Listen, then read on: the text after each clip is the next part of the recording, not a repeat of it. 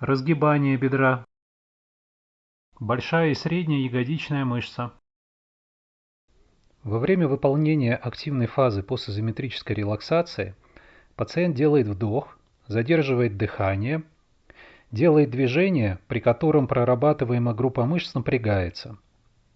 Длительность выполнения упражнения 7-9 секунд. Выполняется 3-5 подходов.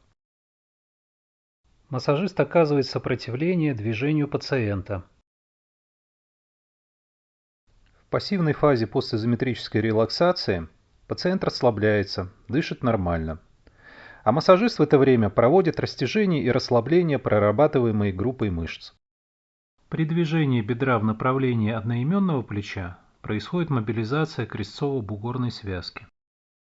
При движении бедра в направлении противоположного плеча происходит мобилизация крестцово-остистой связки.